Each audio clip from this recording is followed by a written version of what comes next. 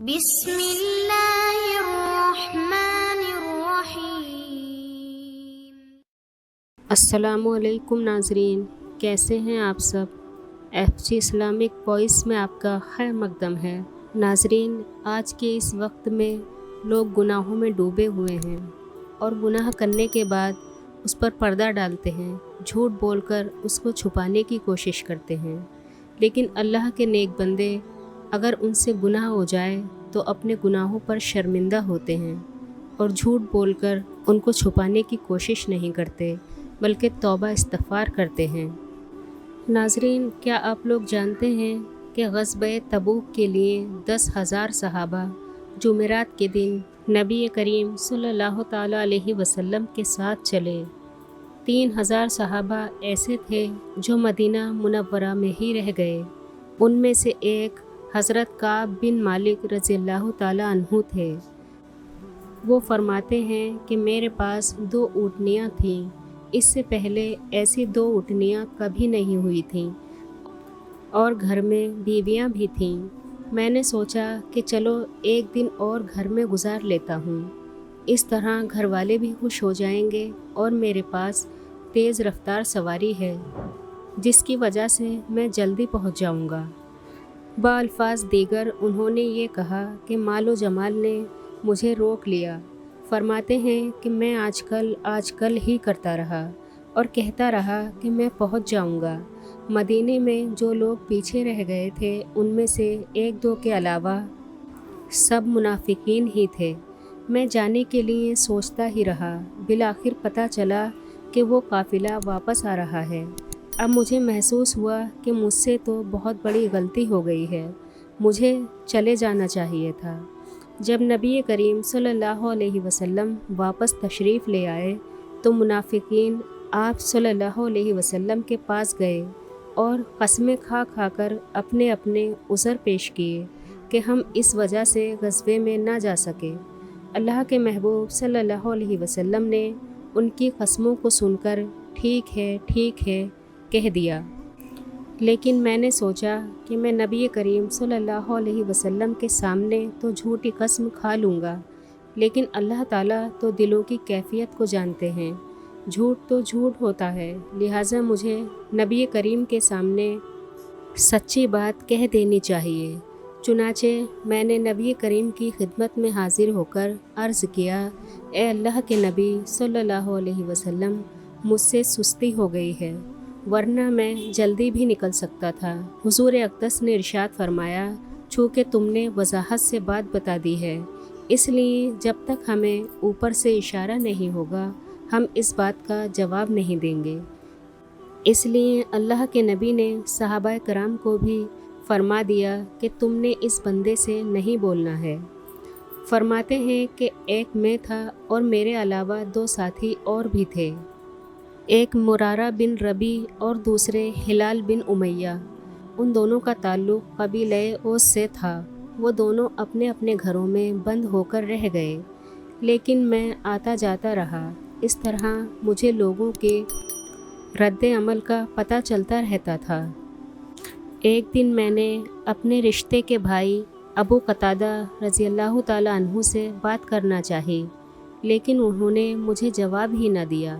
میں تو انہیں اپنا جگری دوست سمجھتا تھا، لیکن انہوں نے بھی بے رخی کا مظاہرہ کیا۔ میں نے ان سے کہا، اے ابو قتادہ، کیا آپ جانتے ہیں کہ میں اللہ اور اس کے رسول سے محبت کرتا ہوں؟ انہوں نے جواب دیا کہ اللہ اور اس کے رسول بہتر جانتے ہیں۔ ان کا یہ جواب سن کر میں بہت ہی پریشان ہوا کہ اب میرا یہ حال ہے کہ مجھ سے کوئی بات کرنا بھی پسند نہیں کرتا۔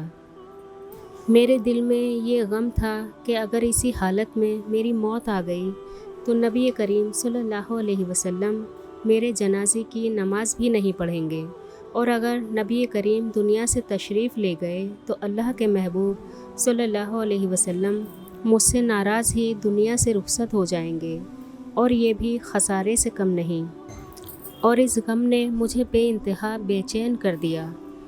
اتنے پہ ایک مصیبت اور آ پڑی کہ یہ بات چلتے چلتے عیسائیوں کے بادشاہ تک پہنچ گئی۔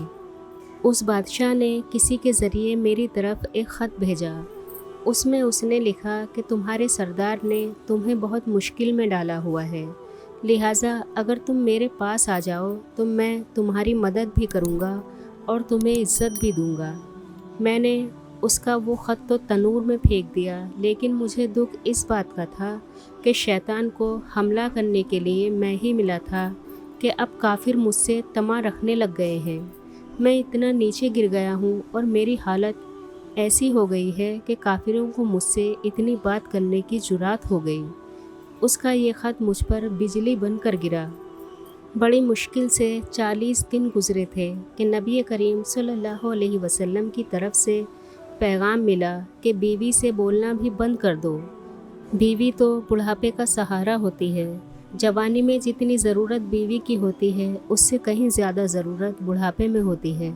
جب مجھے بیوی سے بھی نہ بولنے کا حکم ہوا تو پریشانی اور زیادہ بڑھ گئی۔ میرے دوسرے ساتھی ہلال بن امیہ نبی کریم صلی اللہ علیہ وسلم کی خدمت میں حاضر ہوئے اور عرض کیا، اے اللہ کے نبی صلی اللہ علیہ وسلم، میں بوڑھا ہوں اور خدمت کی ضرورت ہے۔ فرمایا، ہاں تمہاری بیوی تمہارے باقی کام کر سکتی ہے، لیکن تم حقوق زوجیت ادا نہیں کر سکتے۔ لوگوں نے مجھ سے بھی کہا کہ تم بھی نبی کریم کے پاس چلے جاؤ، لیکن مجھے حجاب محسوس ہوتا کہ میں کیسے جاؤں۔ میری یہ حالت ہو گئی کہ مجھے زمین کے اوپر سے زمین کے اندر کا زیادہ اچھا محسوس ہونے لگا۔ زمین اپنی پوری فراخی کے باوجود مجھے تنگ محسوس ہونے لگی۔ مجھے اللہ کے سوا کوئی نظر نہیں آتا تھا۔ فرماتے ہیں کہ مجھے رہ رہ کر خدا یاد آتا تھا کہ اے اللہ، اب میری نظریں تیری ہی رحمت کی منتظر ہیں۔ میں اللہ کی طرف رجوع کر کے روتا تھا۔ جب 50 دن گزر گئے تو نبی کریم صلی اللہ علیہ وسلم حضرت ام سلمہ رضی اللہ تعالیٰ عنہا کے گھر میں تھے۔ وہیں اللہ رب العزت نے وحی کے ذریعے اپنے پیارے حبیب کو ہماری توبہ کی قبولیت کی خوشخبری دے دی۔ جب نبی کریم نے یہ ارشاد فرمایا تو قبیلہ اوس کے حمزہ بن عمر رضی اللہ تعالیٰ عنہ بھاگ کر میرے پاس آئے اور انہوں نے مجھے آ کر بتایا۔